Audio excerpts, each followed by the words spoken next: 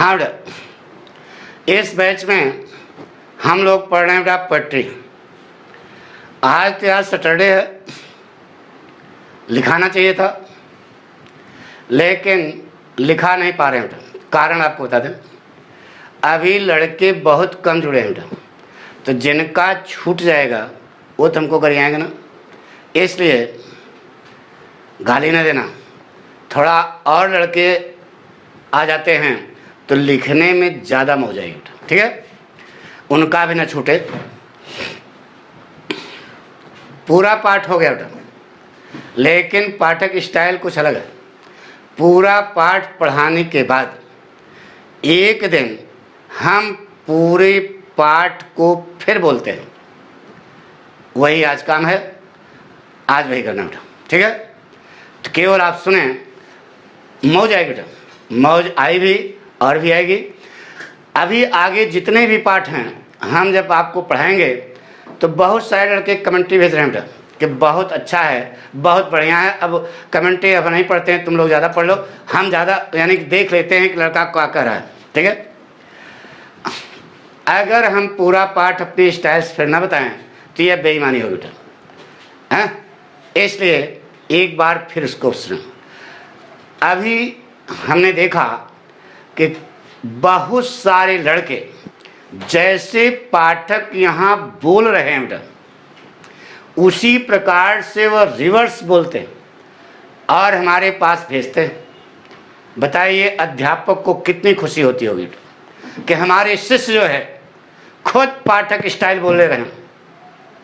हमारी बात सुनो, इससे हमको बहुत आनंद मिलता है बेटा, बहुत खुशी होती है बेटा, क्योंकि शिष्य जो है वह पुत्र और पुत्री के समान होता है बेटा, ठीक है? तो जब आप आगे बढ़ते हो, जरा सा आप कदम आगे बढ़ाओ, हम और आगे बढ़ाएंगे बेटा, आपको और आगे सिखाएंगे, ये कहना चाहते हैं। बहुत सारे लड़के अपनी भाषा में वही जो हमने बोला है वही सेम बोल रहे हैं। अब आप कहोगे तो रट लिए, नहीं बेटा, ऐसा रटा नहीं। अब उनको धीरे धीरे लैंग्वेज आने लगी बेटा, बहुत सरल बेटा। डर के आगे जीत, भय छोड़ दो। अरे यार अंग्रेजी बहुत कठिन है, ये हमको नहीं आएगी। जिस दिन यह भावना आप निकाल दोगे अपने दिमाग से, आपको अंग्रेजी सबसे सरल लगेगी, सबसे सरल बेटा। तो जो पढ़ा है एक बार फिर सुनते बेटा। कविता क्या है? पाठ का नाम है बेटा लव, एलिडेंस एंड मर्सी। इस पाठ को लिखा है जॉन कीट्स ने, जिसे अंग्रेजी साहित्य जगत में the poet of love and beauty कहा जाता है। यह कविता एक बलाड है। इस कविता में कोई राइम स्कीम नहीं है। यह कविता एक छोटी सी प्रेम कहानी है। शुरू के 3 स्टैंजा कवि के द्वारा पूछे गए प्रश्न हैं और बचे हुए स्टैंजा योद्धा के द्वारा दिए गए जवाब। बात पूरी समझ आ रही ना? यह कविता कवि का खुद का अनुभव है, सेल्फ एक्सपीरियंस है, आप बीती घटना है। बताया था फैनी ब्राउनी सिन्हा को चक्कर चला, प्रेम प्रसंग बढ़ा।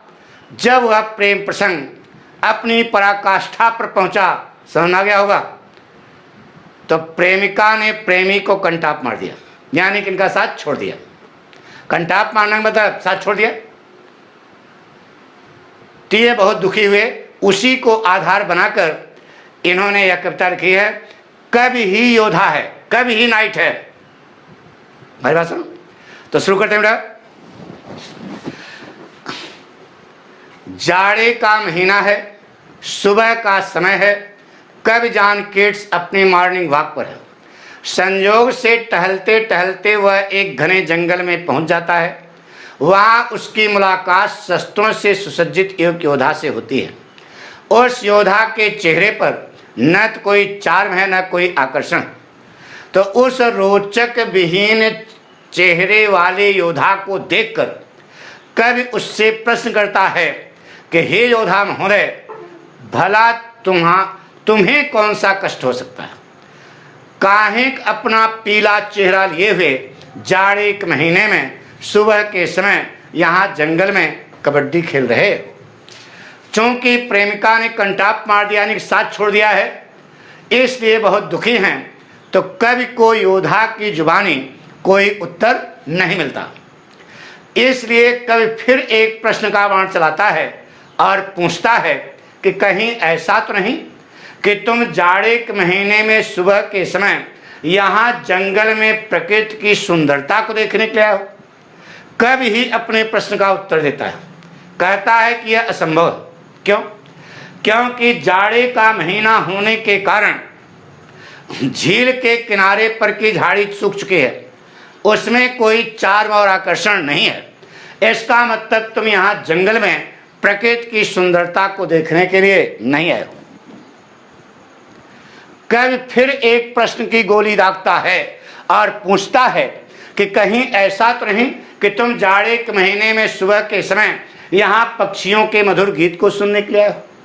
कवि ही अपने प्रश्न का उत्तर देता है, कहता है कि यह भी असंभव है, क्योंकि जाड़े का महीना होने के कारण सुबह के समय सारे पक्षी अपने घोंसले में हैं, वातावरण में कोई पक्षी गीत नहीं गा रहा।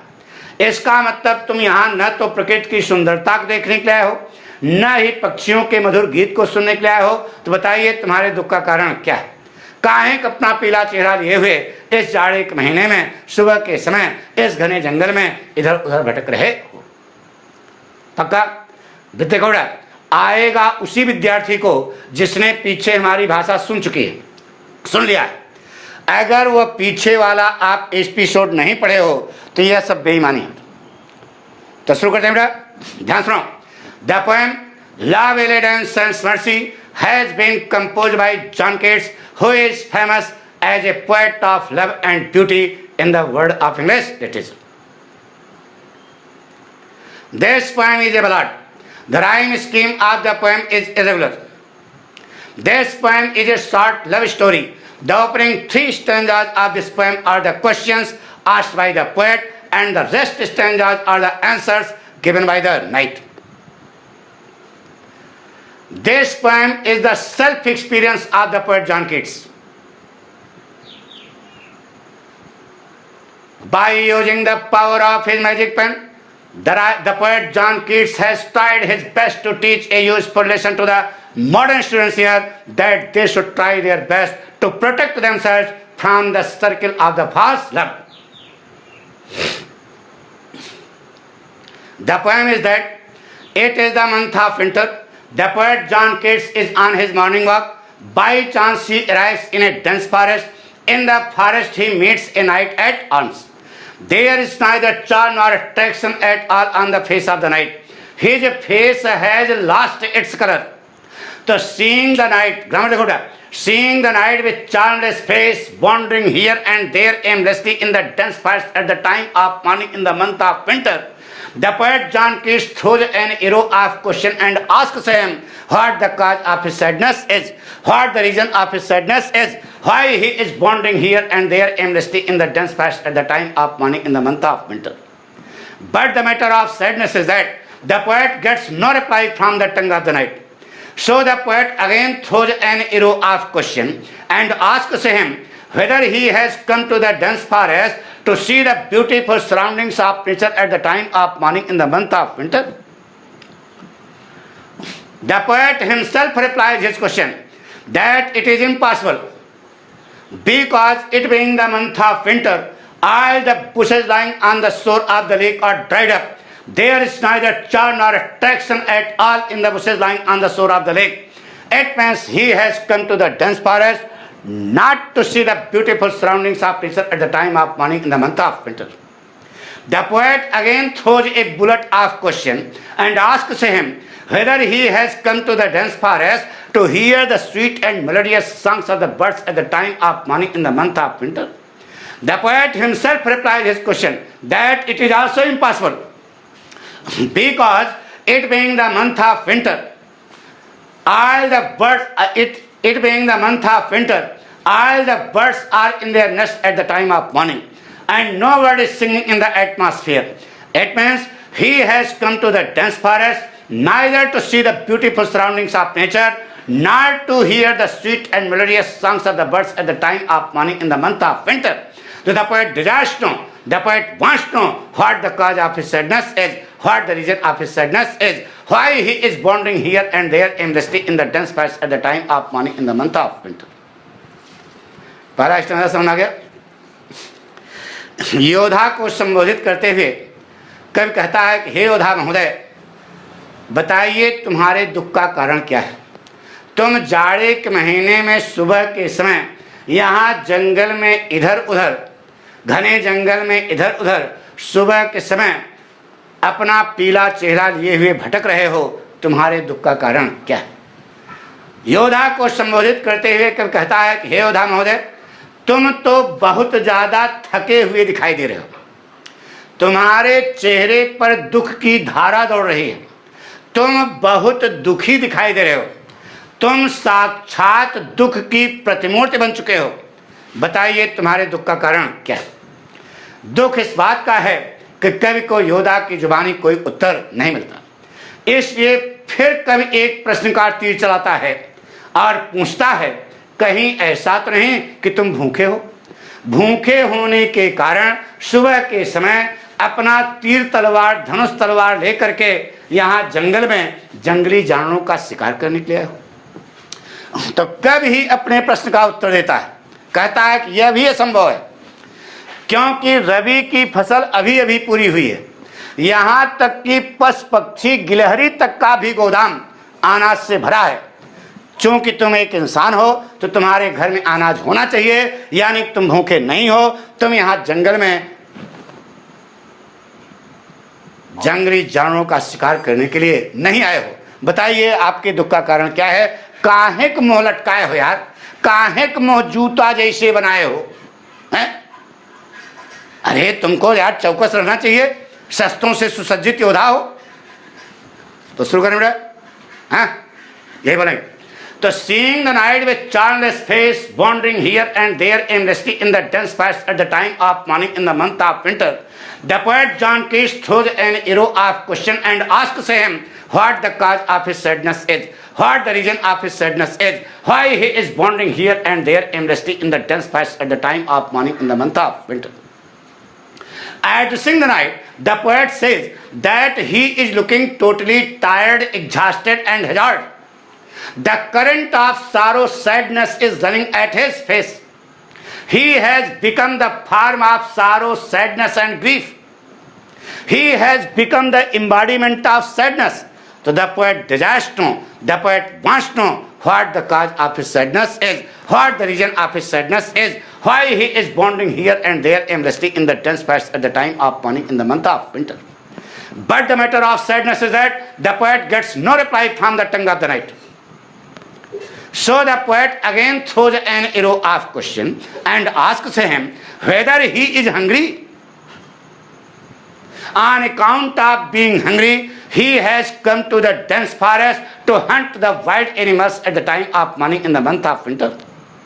The poet himself replies his question that it is also impossible, because the harvest has completed very soon.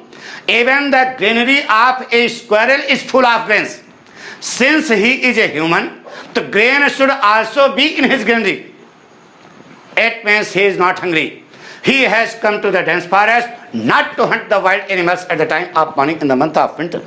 So the poet desires to know, the poet wants to know what the cause of his sadness is, what the reason of his sadness is, why he is wandering here and there aimlessly in the dense forest at the time of morning in the month of winter. दूसरा समझा clear हो गया।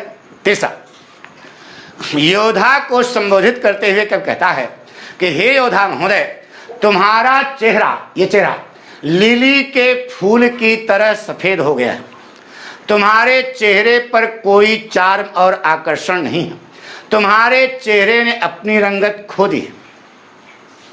Lily फूल की सफेदी, हल्का पीलापन, सफेद लेकिन हल्का पीलापन, अरे अंग्रेज है ना, तो तुम्हारे चेहरे पर लिली फूल की सफेदी विराजमान है। जिस प्रकार से जाड़े के महीने में सुबह के समय कुमुदनी का फूल अपने ऊपर ओस की बूंदें धारण करता है, उसी प्रकार से तुम्हारा जो एक कुमुदनी लायक चेहरा है, इस पर चिंता और घबराहट से पैदा हुई पसीने की बूंदें।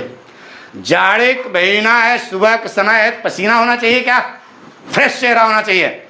लेकिन वही कह रहा है कि जिस प्रकार से जाड़े के महीने में सुबह के समय कुमुदनी का फूल अपने ऊपर ओस की बूंदें धारण करता है, उसी प्रकार से तुम्हारा ये जो कुमुदनी लायक चेहरा है, इस पर चिंता और घबराहट से पैदा हुई पसीने की क्या है, बूंदें।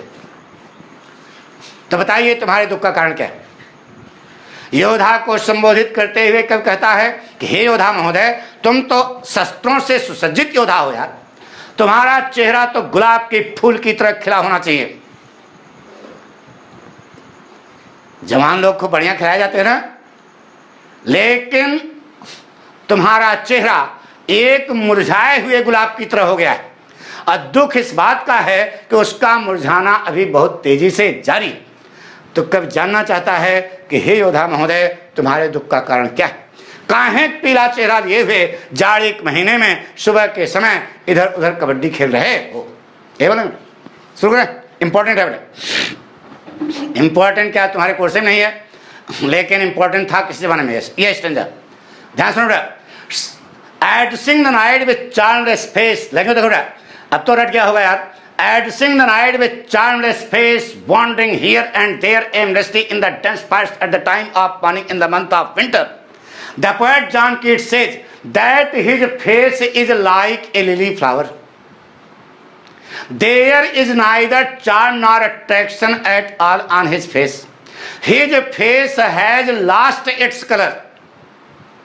The whiteness of a lily flower is lying at his face.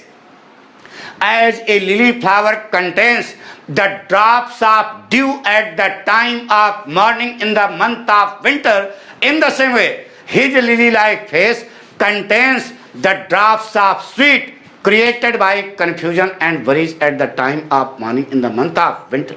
The poet desires to know, the poet wants to know what the cause of his sadness is, what the reason of his sadness is, why he is wandering here and there aimlessly in the dense forest at the time of morning in the month of winter.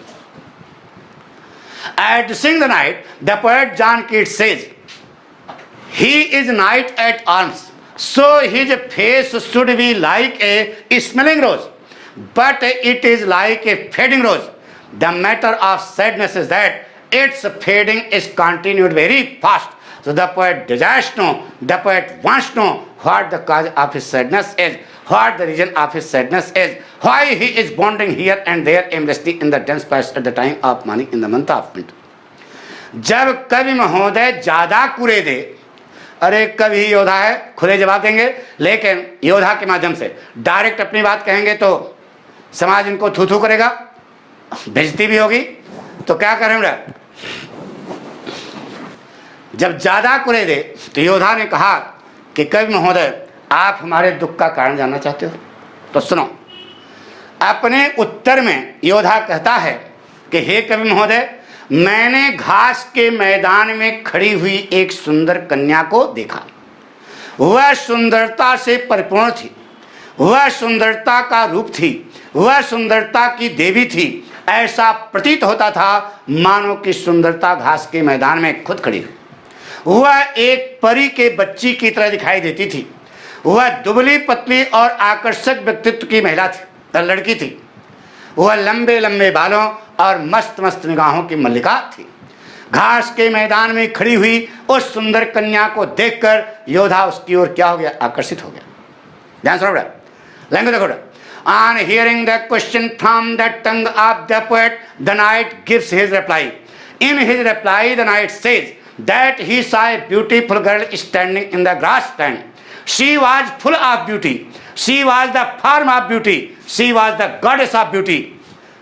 It seemed as though beauty herself were standing in the grassland. She was like the child of a fairy. She was the girl of slim and attractive personality.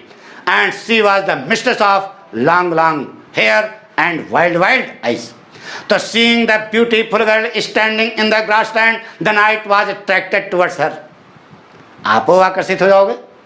तब फिर क्या कहा, घास के मैदान में खड़ी हुई उस सुंदर कन्या की ओर योद्धा क्या हो गया, आकर्षित हो गया। पहले बार प्रेम कैसे करोगे? इसलिए योधा ने उसकी सजावट के लिए बहुत सारे आभूषण बना डाले। उसने उसके सर की सजावट के लिए एक फूलों की माला बनाई, गजरा। उसने एक विशेष प्रकार का आभूषण बनाया जिसे बाजू बंद कहा जाता है, जिसे औरतें अपनी कलाई के चारों ओर पहनती हैं। ये देखो ब्रासलेट है। उसने एक विशेष प्रकार की फूलों की जंजीर बनाई जिसे औरतें अपनी कमर के चारों ओर पहनती हैं। हमारे गांव में करधनी कहा जाता है, करधनी, कट प्रदेश, इसको कट प्रदेश बोलते हैं, कमर। इन सारे आभूषणों को बनाकर योधा वहां गया जहां वह सुंदर कन्या घास के मैदान में खड़ी थी, और उसने इन सारे आभूषणों को उस सुंदर कन्या के हाथों में समर्पित कर दिया। पहली बार, यानी कुछ फूल वूल लेके जाना। आई बात सुनो। योधा के द्वारा दिए गए इन सारे आभूषणों को पाकर वह सुंदर कन्या योधा की ओर इस निगाह से देखने लगी मानो कि वह उससे प्रेम करने लगी हो। उसने एक मीठी सिसकारी भरी अपने प्रेम का इजहार करने के लिए, ये बोलेंगे बेटा, शुरू करें, लेंगे थोड़ा। Seeing the beautiful girl standing in the grassland, the knight was attracted towards her. So being attracted towards the beauty of the girl standing in the grassland, the knight made a number of ornaments for her personal decoration. He made a beautiful garland of flowers for the decoration of her head. He made a special type of ornament called bracelets that are kept by women around their wrist. He made a beautiful chain of flowers that is kept by women around their waist. Having prepared all those ornaments, the knight went where the beautiful girl was standing in the grassland, and he presented all those ornaments in the hand of the beautiful girl. So taking the ornaments given by the knight, taking the ornaments presented by the knight, the beautiful girl looked towards him as though she loved him in real sense. She made a sweet mourning to present her offer of love before the night. So on hearing the sweet mourning from the tongue of the beautiful girl, the knight was encouraged. योधा क्या हो गया? प्रोत्साहित हो गया। उस सुंदर कन्या की जुबानी मीठी सिसकारी को सुनने पर योधा थोड़ा सा प्रोत्साहित हो गया, और उसने अपने दौड़ते हुए घोड़े पर उस सुंदर कन्या को बैठा लिया। सुंदर कन्या के साथ अपने घोड़े की पीठ पर बैठा हुआ योधा पूरे जंगल का क्या क्या भ्रमण किया, लेकिन उसने दिन भर कुछ भी नहीं देखा, केवल उसके चेहरे को देखता रहा। काफी दूर तक वह सुंदर कन्या घोड़े की पीठ पर योधा की बाहों में झुकी रही। योधा की बाहों में झुकी हुई वह सुंदर कन्या एक मधुर गीत गाया ताकि वह योधा लंठौ के दिल को क्या कस के जीत सके। ये बोलेंगे लेंगे तो बड़ा। On hearing the sweet moaning from the tongue of the beautiful girl standing in the grassland, the knight was encouraged. So being encouraged to hear the offer of love from the tongue of the beautiful girl standing in the grassland, the knight made her sit on the back of his running horse. Sitting on the back of his running horse in the company of the beautiful girl, the knight made a tour all over the forest. But he saw nothing. प्रकृति की सुंदरता को देखता, but he saw nothing except her face. चौकस चीज बैठी है सामने। For a long distance, she was bending in the arms of the knight on the back of the running horse. So bending in the arms of the knight on the back of the running horse, that beautiful girl sang a sweet and melodious song so that she might win the heart of the knight. ताकि वह योधा के दिल को क्या कस के जीत सके। आया समझ? पक्का? कॉन्फिडेंस? गुड। अगला स्टैंजा देखो बेटा। घोड़े की पीठ पर बैठे हुए घोड़े की पीठ पर सुंदर कन्या के साथ बैठे हुए योधा ने अपने पेट में भूख महसूस की।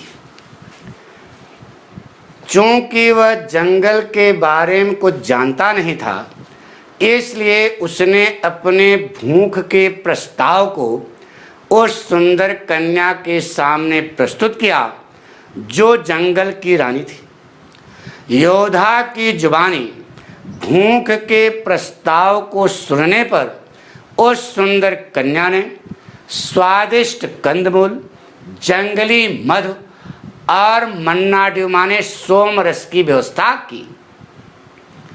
अब वह भी सवारी किए थी, उसको भी भूख लगी थी, तो योधा के साथ में बैठकर उस सुंदर कन्या ने भी लंच लिया।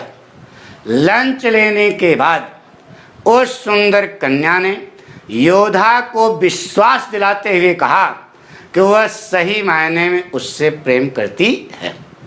यही बोलेंगे बेटा, तो लेंगे तो बेटा, riding on the back of his running horse in the company of the beautiful girl, the night made a tour all over the forest, so he felt hunger in his stomach. Since he knew nothing about the forest, he presented the proposal of his hunger before the beautiful girl who was the queen of the forest. On hearing the proposal of hunger from the tongue of the night, the beautiful girl provided the sweetest roots of the forest, wild honey and manna dew. Sitting in the company of the night, the beautiful girl also took lunch. After taking lunch, she assured the night in a strange language that she had fallen in love with him. वह उससे क्या करने लगी थी? प्रेम करने लगी थी। विचित्र भाषा में समझाया कि वह उससे सही माने में क्या करती है? प्रेम करती है। तो अब इधर से ऑफर हुआ प्रेम का और उधर से प्रेम का एक्सेप्टेंस हुआ और दोनों जवान हैं, तो कहाँ गए समझो? इधर योधा के साथ में लंच लेने के बाद वह सुंदर कन्या अपने एकांत गुफा में गई जहां पर वह जंगल में अकेले रहा करती थी। कुछ घड़ी बीतने के बाद वह वहां रोने लगी और दुख की आहें भरने लगी।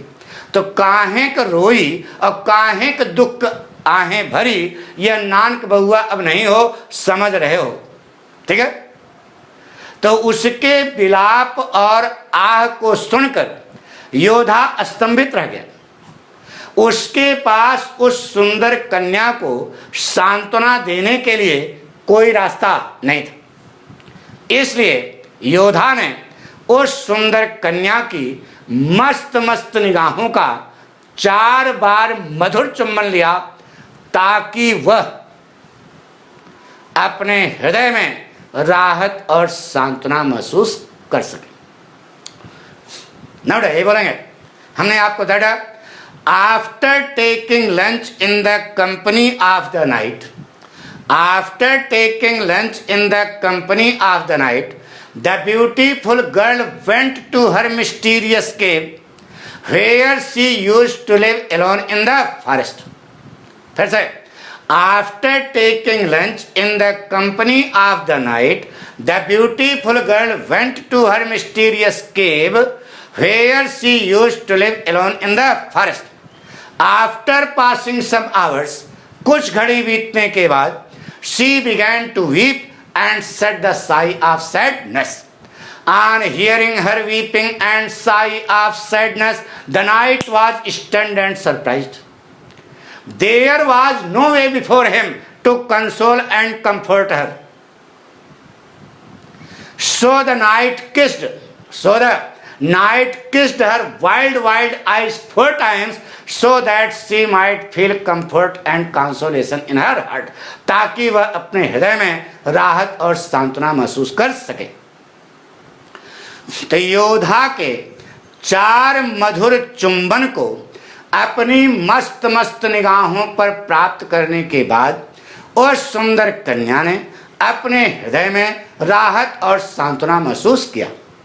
इसलिए उस सुंदर कन्या ने एक मधुर गीत गाया ताकि योधा लंठो उस ठंडी पहाड़ी पर सो सके।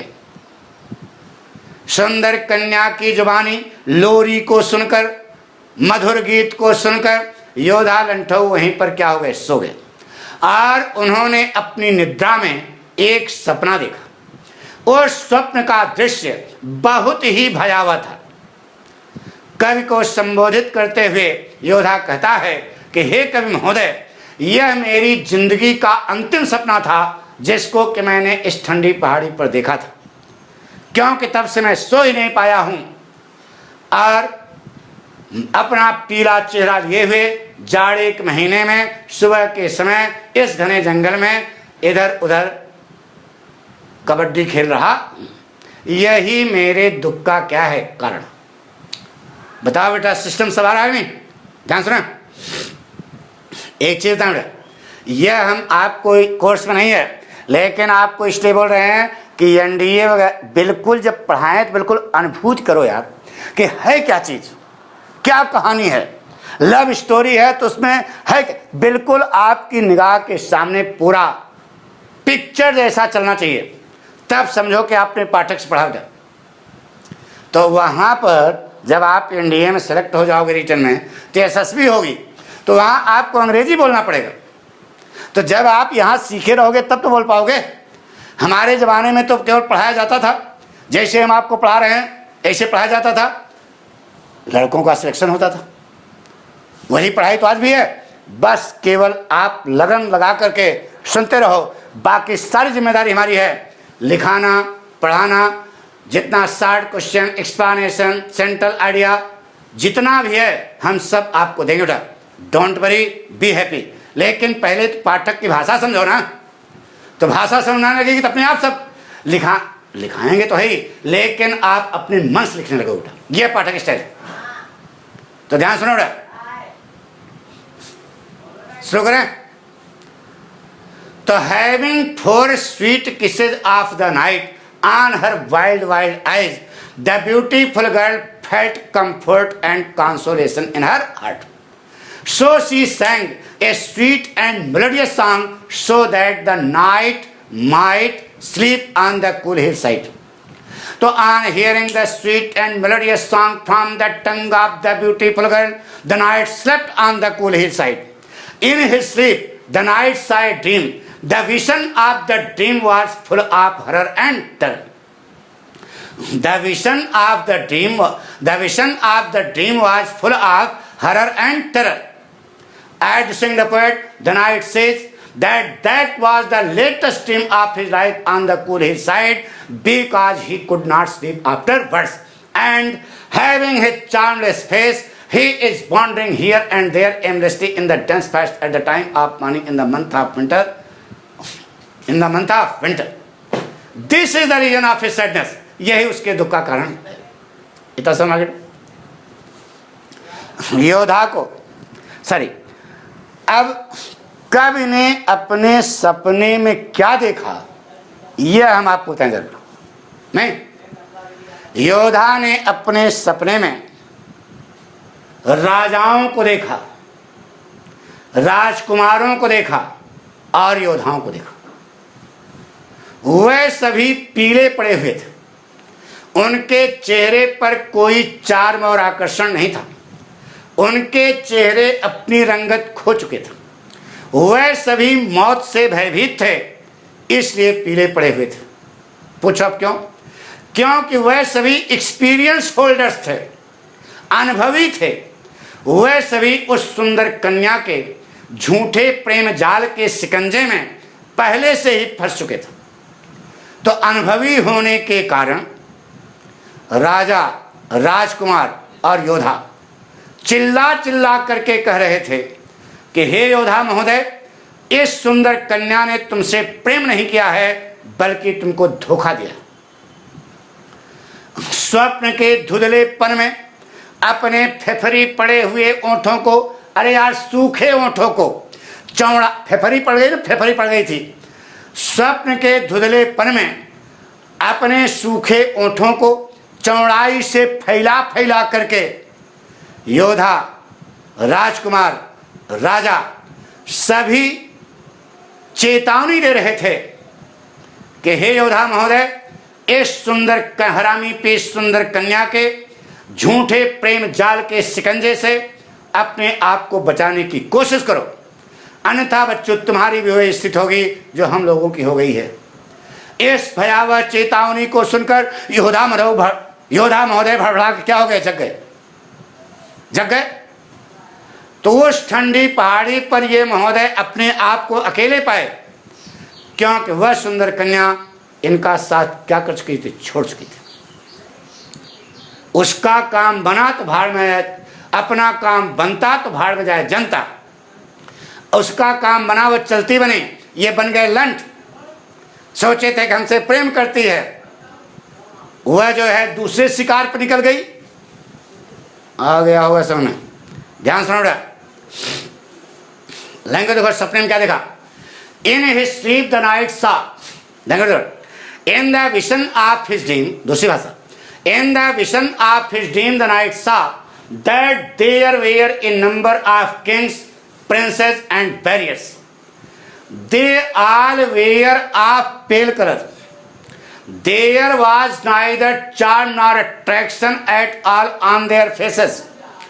Their faces had lost their colors. They all were afraid of death, so they were turned pale, because they all were experience holders. On account of being experience holders, on account of being experience holders, they were crying and warning the night that merciless lady had not loved him, but she had cheated and deceived him. But she had cheated and deceived him. बल्कि उसने उनको धोखा दिया। तो opening their dry lips in the darkness of the dream, opening their dry lips in the darkness of the dream, they were warning the night. They were warning the night that he should try his best to protect himself from the circle of the fast of that merciless lady. Otherwise, his condition would be like that of them. So, on hearing the horrible warning from the tongues of the kings, princes, and barriers, the knight woke up and came to know that he was alone on the cool hillside, because that merciless lady had left his company. उस दयाविहीन औरत अपना साथ, उसका साथ क्या कर दिया था, छोड़ दिया। तो कवि को अगर अंतिम समझाएगा, कवि को थोड़ा इंपॉर्टेंट है, कवि को संबोधित करते हुए योद्धा कहता है कि हे योद्धा महोदय, यही मेरे दुख का कारण, यही कारण है कि मैं अपना जाड़े के महीने में सुबह के समय मैं अपना पीला चेहरा लिए हुए जंगल में इधर उधर भटक रहा हूं, क्योंकि मैं उस सुंदर घरानी पीस कन्या की तलाश में हूं। मिल जाए पहले हम कमार दो कंठा, फिर पूछो कि मुझ में क्या कमी है, तुमने मेरा साथ क्यों छोड़ा। हे कवि महोदय, मैं पागल नहीं हूं, मुझे मालूम है कि जाड़े का महीना होने के कारण झील के किनारे पर की झाड़ी सूख चुकी है, पाला पड़ गया। मैं यहाँ जंगल में प्रकृति की सुंदरता को देखने के लिए नहीं आया। हे कवि महोदय, मुझे मालूम है कि जाड़े का महीना होने के कारण सुबह के समय सारे पक्षी अपने घोंसले में हैं, वातावरण में कोई चिड़ै गीत नहीं गा रहा। मैं यहाँ पर जंगल में प्रकृति की सुंदरता को देखने के लिए नहीं आया, पक्षियों के मधुर गीत को सुनने के लिए नहीं आया। मैं उस सुंदर कन्या की तलाश में हूँ, यह पूछने के लिए कि उसने उसका साथ क्यों छोड़ा, तुमने मेरा साथ क्यों छोड़ा, यह पूछने के लिए। इस प्रकार से अपने जादुई कलम की ताकत के माध्यम से कवि ने हम पाठकों को सिखाया है कि हमें झूठे प्रेम जाल के शिकंजे से अपने आप को बचाना चाहिए। ये बोले शुरू करें, लैंग्वेज बोला। Addressing the poet, the knight says that this is the reason why he is wandering here and there aimlessly in the dense forest at the time of morning in the month of winter, because he is in the search of that merciless lady to ask her why she had left his company. Addressing the poet, the knight says that he is not mad. He knows it well, that it being the month of winter, all the bushes lying on the shore of the lake are dried up. There is neither charm nor attraction at all in the bushes lying on the shore of the lake. It means he has come to the dense forest not to see the beautiful surroundings of nature at the time of morning in the month of winter. At seeing the poet, the knight says that he is not mad. He knows it well. That it being the month of winter, all the birds are in their nest at the time of morning, and no bird is singing in the atmosphere. It means he has come to the dense forest, neither to see the beautiful surroundings of nature, nor to hear the sweet and melodious songs of the birds at the time of morning in the month of winter. He is in the search of that person necessary to ask her why she had left his company.